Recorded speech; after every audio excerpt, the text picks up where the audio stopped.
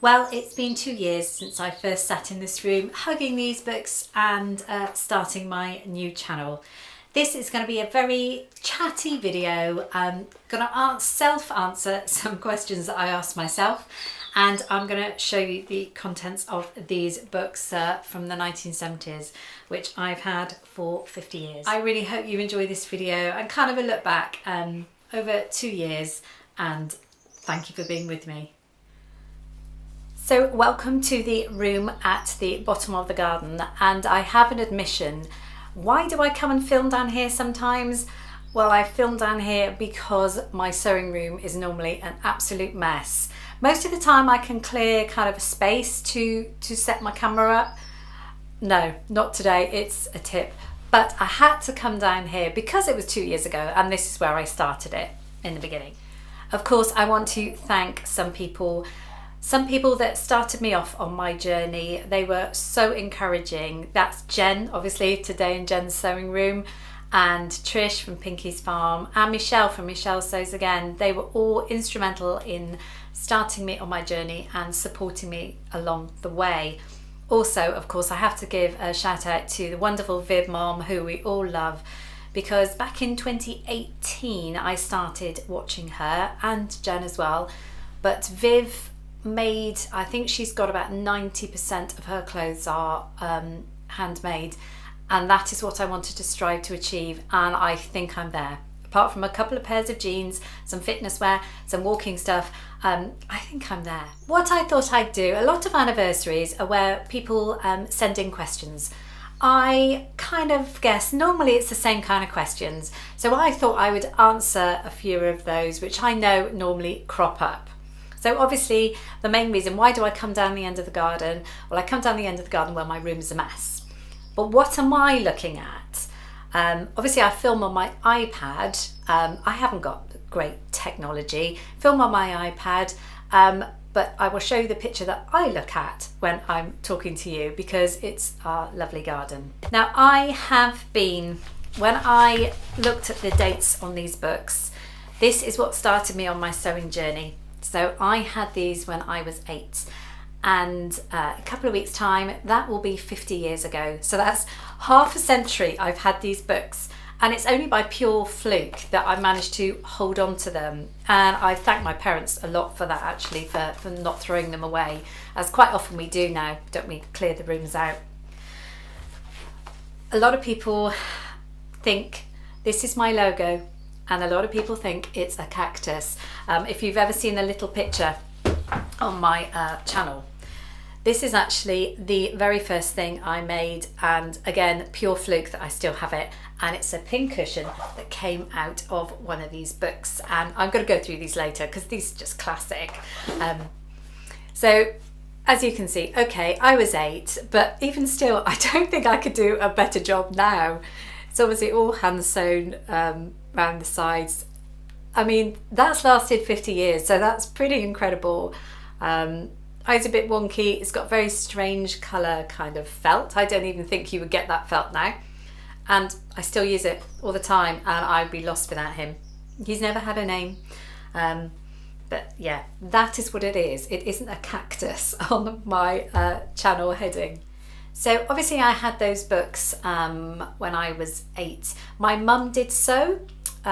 She used to sew me some dresses, and obviously, like a lot of us back then, our dolls used to have a matching dress, which was amazing.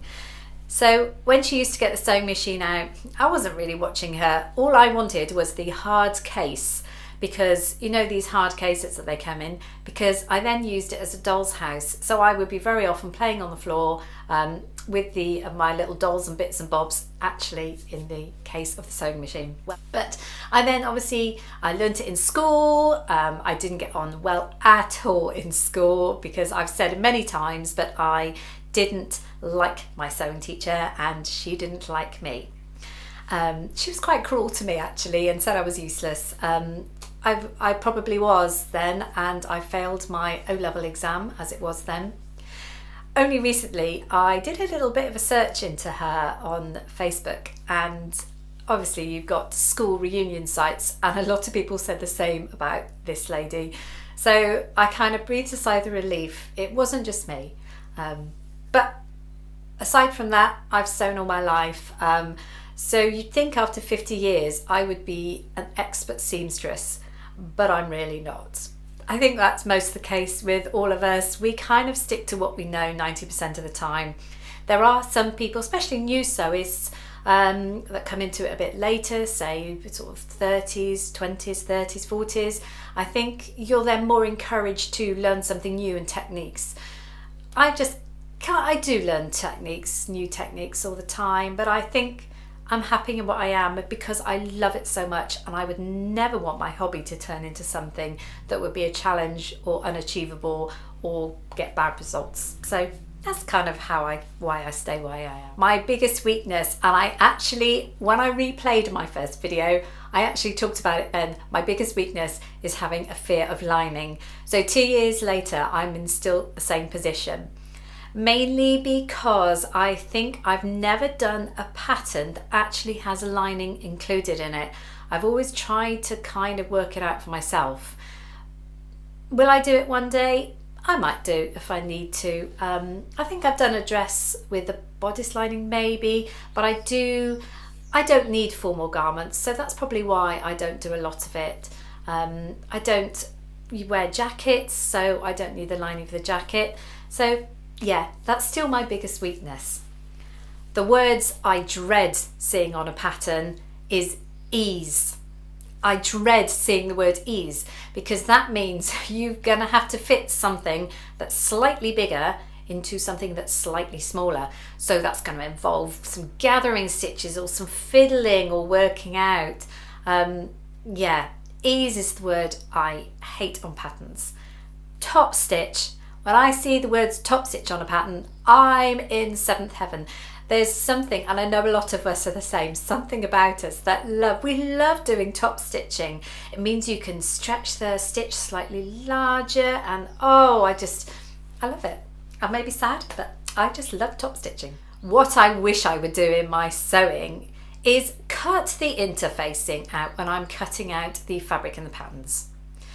Now, I know maybe a lot of you do, more disciplined, but I wish I would, because what tends to happen is I will cut out my fabric and pattern, get all excited, and I'll mark up the pattern pieces, and then I'll jump straight in and start sewing it up, and then realise that one of the pieces needed interfacing. So that means scrabbling in the cupboard, that means trying to clear a space on the table and get the interfacing out and trying to, you see, if I was more organised, I would take the interfacing down and read the pattern pieces at the time I'm cutting out and see, cut one interfacing too. I wish I was like that. Will I ever change? Probably not, but maybe that is what I should strive for the next year and report back on my 3-year anniversary of YouTube and say that I have achieved it. My favourite bit is cutting out, and I know a lot of you don't like cutting out, but I love cutting out the fabric, because you have a flat bit of fabric and then you cut out a piece, and that is the first time that you see potentially what it's going to look like.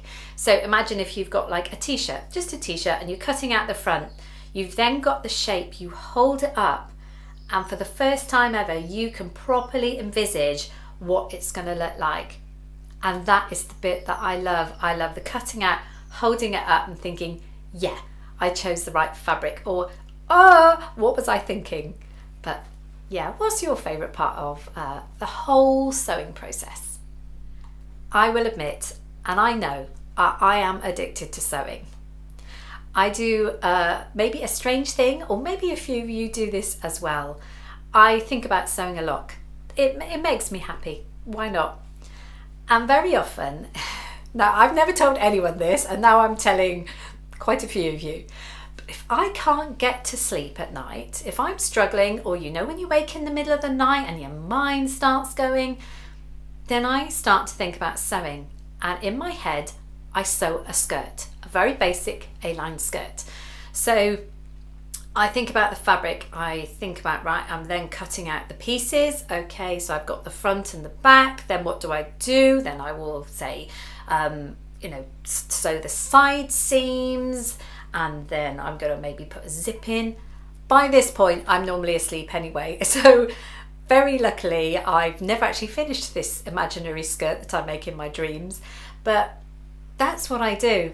It makes you focus. Now, I know a lot of you may do the same thing, canting sheep, whatever, but for me, it's making a skirt, and that's when I know that I'm probably addicted to sewing.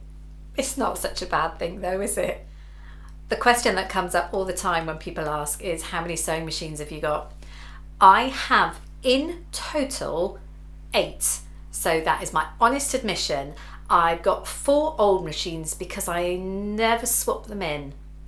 I sew on a Juki, my lovely new Juki that I got Christmas this year. I have a baby lock cover stitch that I would never live without now. And if you're ever in any doubt whether you will use a cover stitch machine, you will. It's amazing. And I've got an overlocker, a baby lock overlocker. I think it's the Enlighten. So that's a serger in America. Yeah, so those are the ones I use. I've also got my brother sewing and stroke embroidery machine, the Innovis 380D, which again is something I wasn't sure I would use, but I actually use a lot because of the grandchildren mainly, doing designs and things like that. It's also a really good sewing machine if ever I've got a problem with mine, or say my daughter comes along and wants to sew something and we're both in the room together. So my old machines were, I've got a very old, so 30-year-old Janome, which was amazing for so long. A newer Janome, which I didn't really get on, which now lives in our holiday home. I've got a very old machine, a new home machine that I got because I wanted a heavy duty machine to use to make a barbecue cover last year. So that one, or might even be the year before. So yeah, I've got that in the loft. And an old overlocker. Yeah, so an old Janome. So you just hang on to these machines, don't you? Because they're not really worth anything.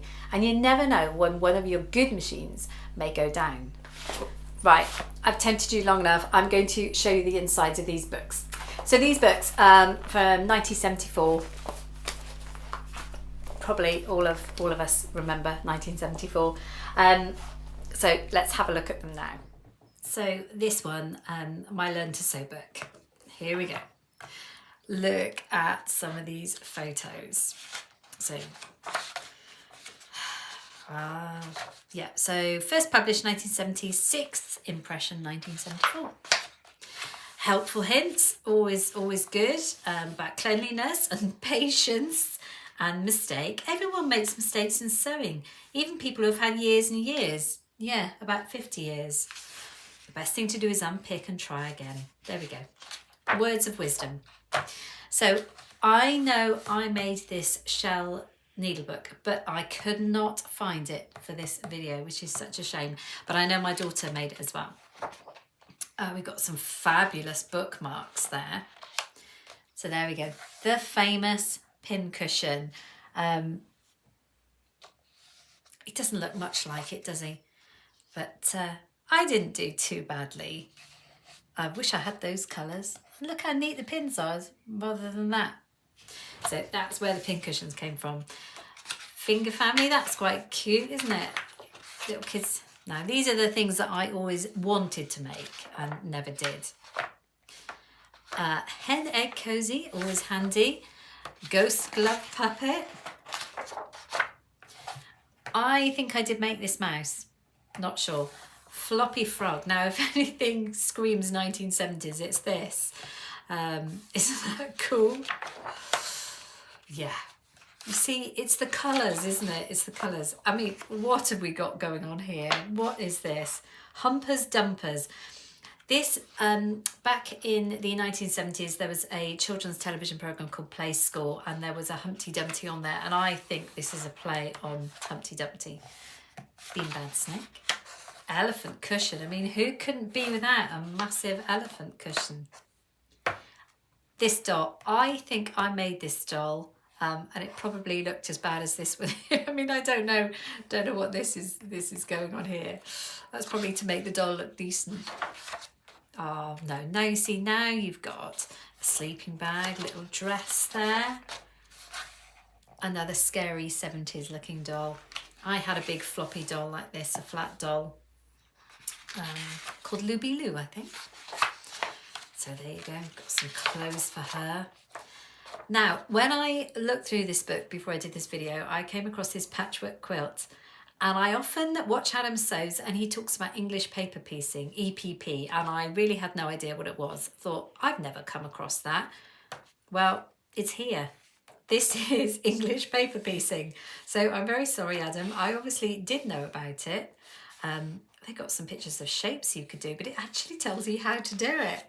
So maybe I should do something like that. That should be my challenge. Quilted oven glove. Do you know, I didn't know that was in there till then. This is obviously a page I never look at because that would be so good for a Christmas present. I don't know if yeah, it will fit my hand. Oh, embroidery. Doing cross stitch. I think we've all done cross stitch. Then it tells you about sewing machines. Actually, real sewing machines, which you can go on to make a poncho or a beach bag. It's got a handy pattern for a pencil case there. Man Friday shoe bag. Don't quite know what that is. Oh, now that's snazzy. Purse belt. Very good for going on holiday. Keep things safe. Nice little shoulder bag there. There's telling you all about material, measuring and cutting out. A dirndl skirt. So that's very Austrian, actually. So I don't quite know why it was in this book and why they chose this and a headscarf. Apron. Always amazed me that that apron was that shape, but it isn't. What they're telling you to do is extend it way beyond. Jerkin and waistcoat. Anybody know what a jerkin is? You can wear this dashing jerkin or the waistcoat with trousers. Excellent. Keep you warm in winter. And lion slippers. So we've got an index. So that was that book. This book, the next one I'm going to show you, has got some corkers in it. So this was My Fun to Sew. And what we got here? All the equipment we need again. Oh, a good cushion there. Yeah, my sewing basket looks exactly like that. Not. I mean, who would want one of these, or would you give these to a child? Ah, you got a Noah's Ark here. You got Noah's Ark with the little animals. Oh, I like the monkeys though. That's quite cool. A lion puppet. Now that'd be quite a challenge to make. Patch dog.